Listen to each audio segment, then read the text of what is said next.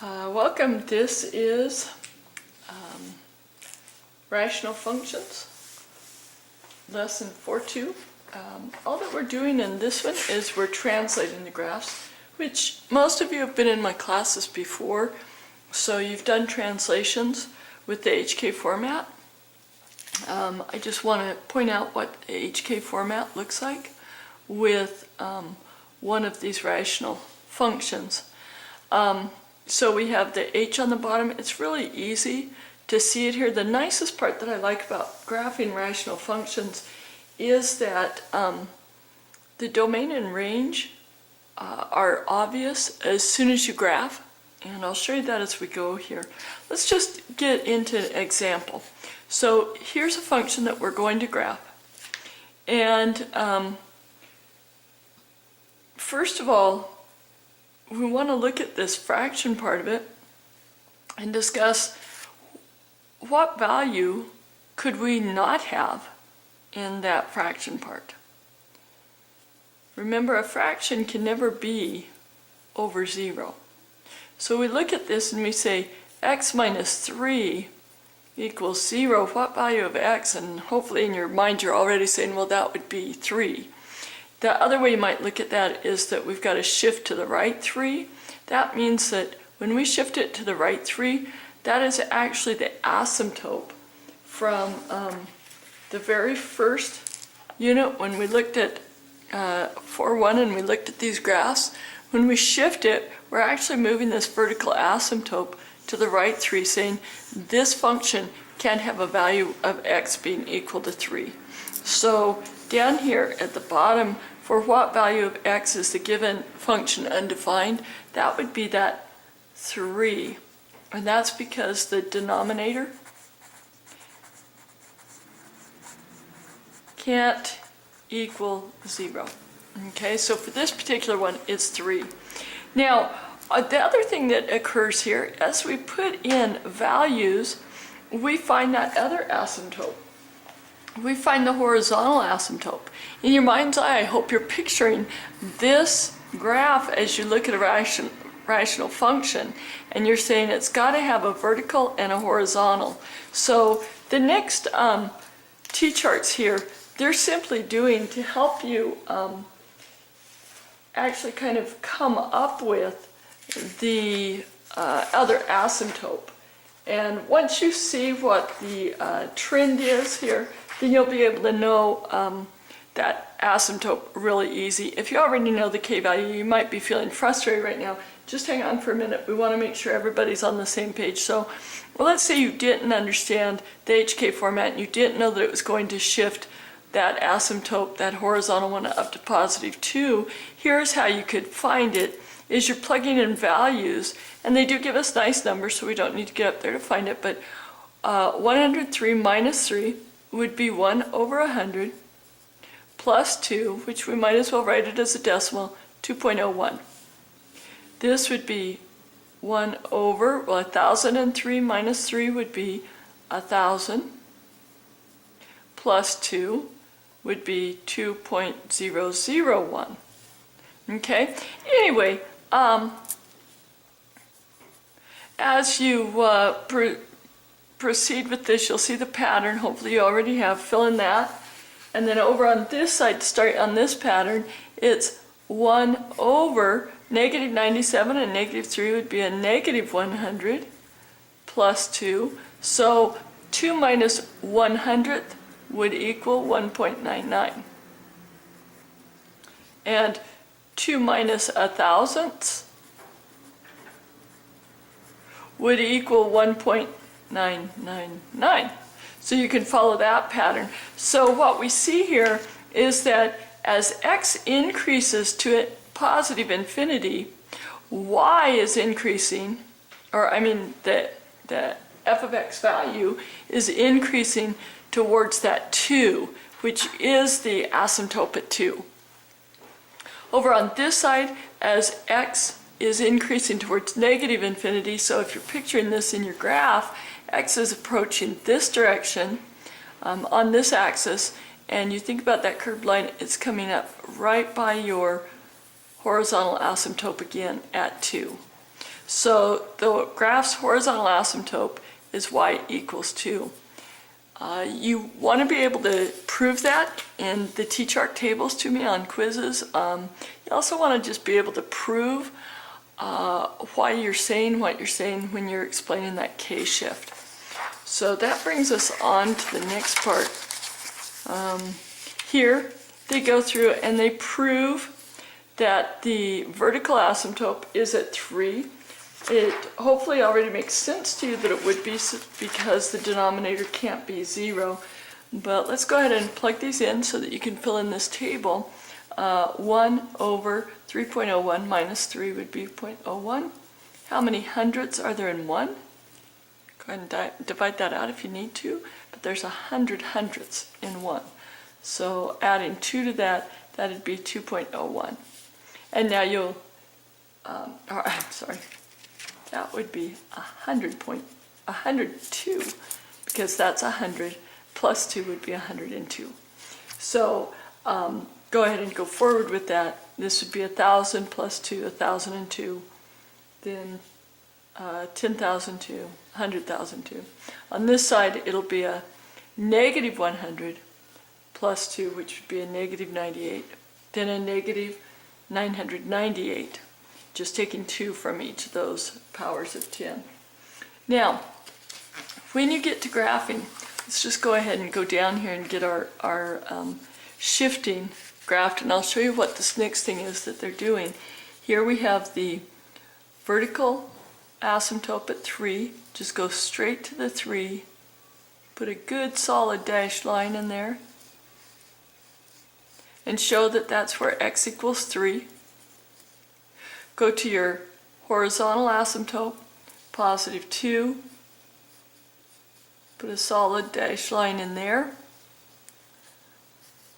And now what you want to do is you want to know, well, exactly where does this graph lay up in here? This is your parent graph, and remember I said on the parent graph, because there is no stretch or shrink, you're just over 1, up 1.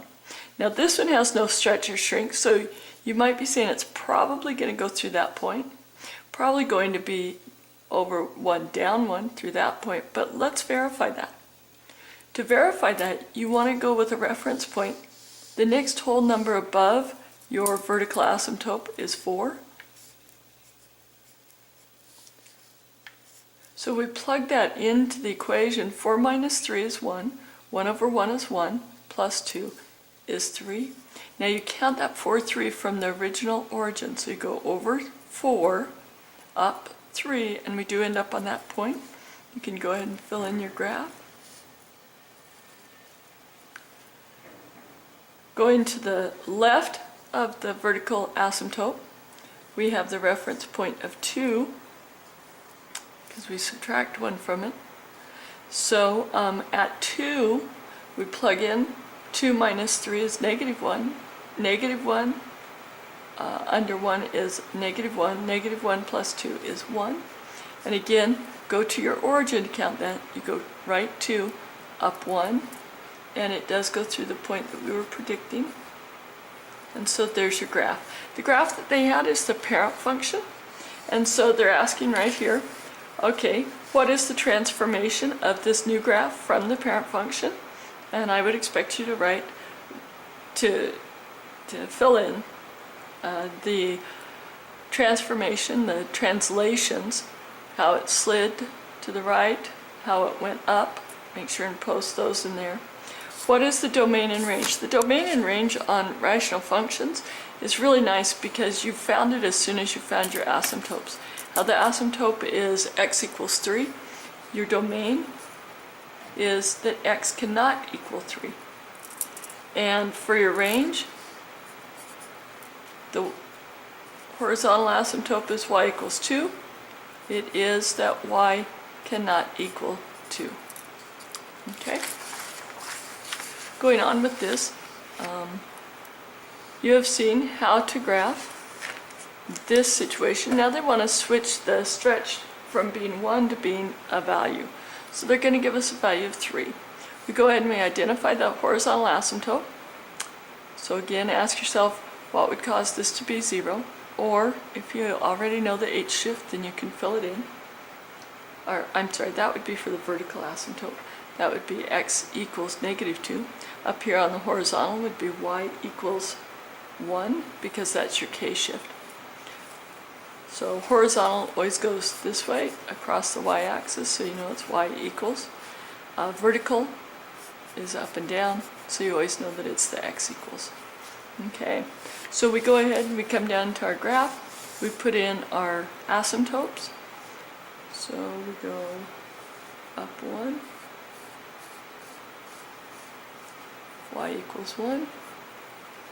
We go to the left 2,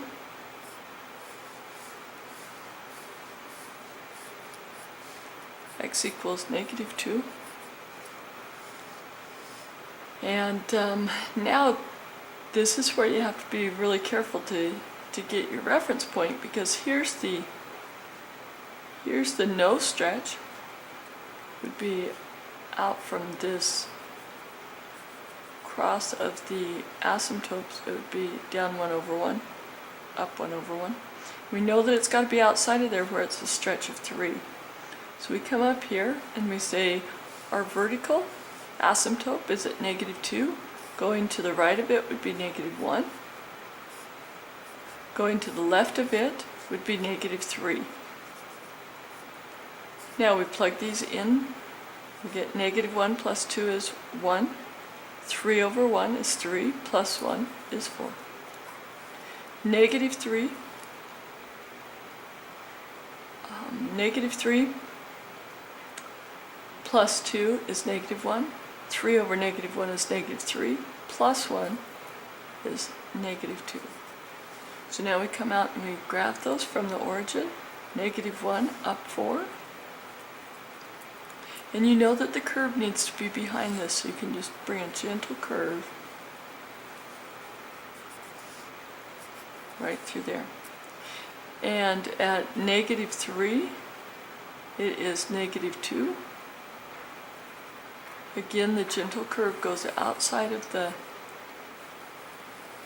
parent function. You want to make sure when it's a stretch that it's outside there.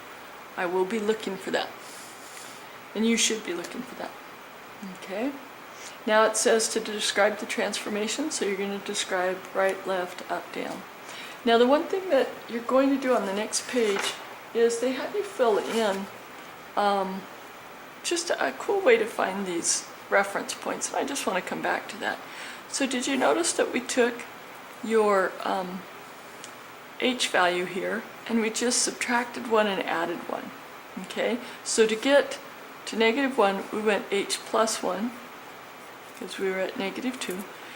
To get this one we went h minus 1. Okay, to get our y value for these reference points, you could actually have gotten it because we plugged in the -1 and it turned that into just the top number, just the positive 3 plus 1. You can actually get it with your k plus a value. And then over here, because we plug in the -3 and it becomes a negative, you're actually taking your k minus the a value. Now I usually just plug these in because they always turn out nice, but in case you're wanting to just shortcut it and just look at those top numbers, that's how you calculate it. So make sure to fill in the transformations.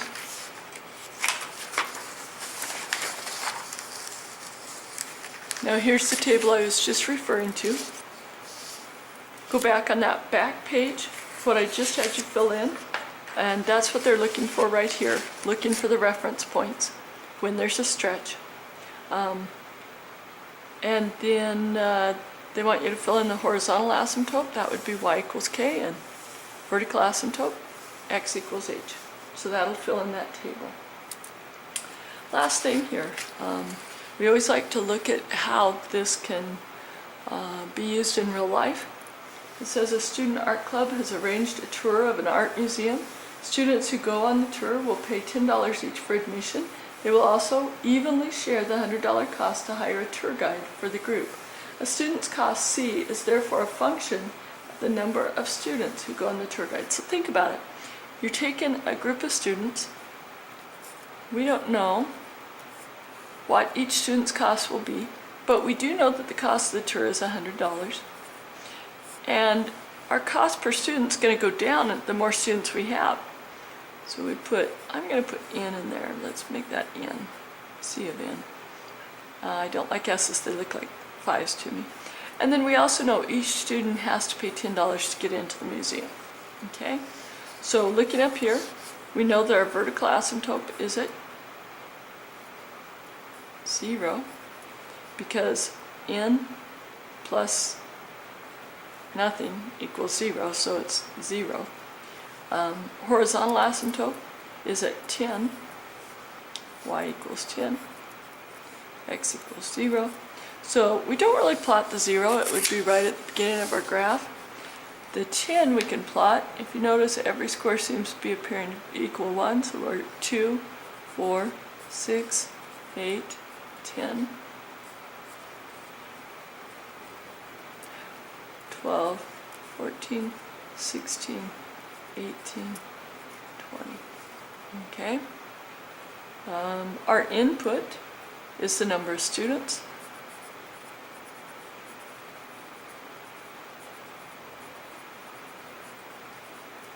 And this looks to be that each square is worth 10, so 10, 20, 30, 40, 50, 60, 70, 80, 90, 100, 20, 10, 20, 40, 30, 40.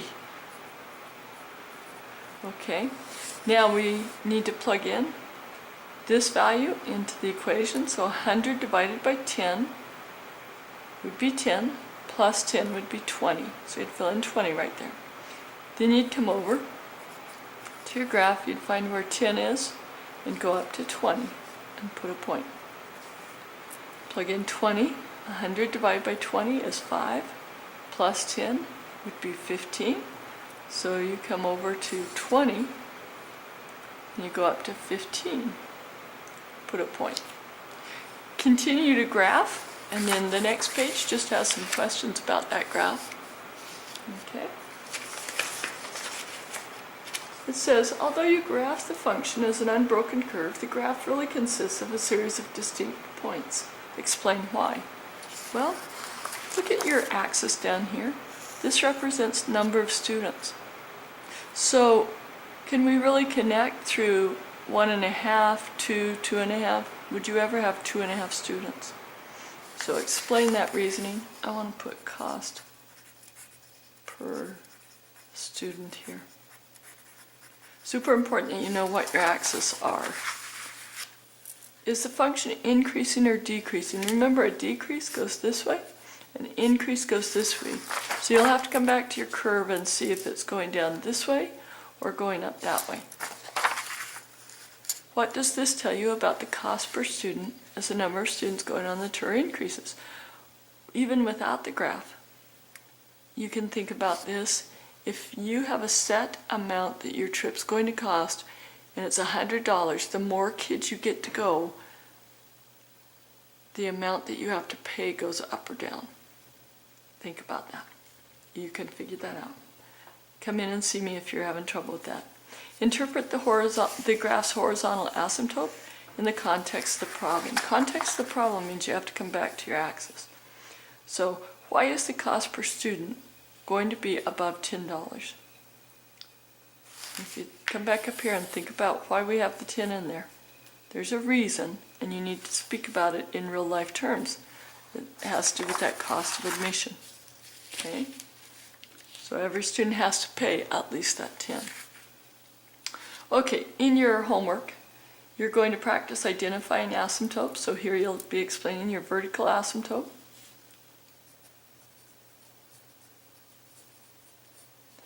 X equals 4, because it can't equal 0 there. Your horizontal asymptote, y equals, and there's no k value out here, so it'd be 0. Just go through all of those, that's all they're asking. Then they're asking you to graph these, review this packet if you need help graphing. Now this one will be a reflection, so it'll be in quadrants 2 and 4, over here and here. This one's positive, so it will be in quadrants 1 and 3. Again, they're going to have you graph up here, so that works. In this next thing, they want you to write a rule for this situation. Let's just read it. A sports club is organizing a trip to an out-of-town football game. The members who go on the trip will pay $40 each for a ticket to the game. They will also evenly share a $320 cost of bus transportation to and from the game. A member's cost, C, is therefore a function of the number of members who go on the trip. So we want it to be C of M. M will be our number of members, just like what you had in this unit that we did in class. 320 is the shared cost over the number of members, plus the $40 required amount. And then you'll have to fill in the chart according to the axis and what you should have there. Identify the asymptotes, graph it, and then it says, suppose the club decides to hold a lottery where a winner gets to go on the game for free. The winner's ticket cost is added to the cost of the bus, with the total cost evenly shared by everyone for the winner. Write a rule. So at this time, we're going to have the same number of members. It'll be the total maximum that goes, but one of them won't have to share the cost. So we just put M minus 1 down there and have the 320 up above. The cost of the game is still 40. Okay. Identify the asymptotes of the new graph's function. So you'll have to look here for your asymptotes, and then they want you to graph it. I think you can do all of those. Come see me if you have any trouble. Thank you so much for leaning into learning this a little bit better. Have a good day.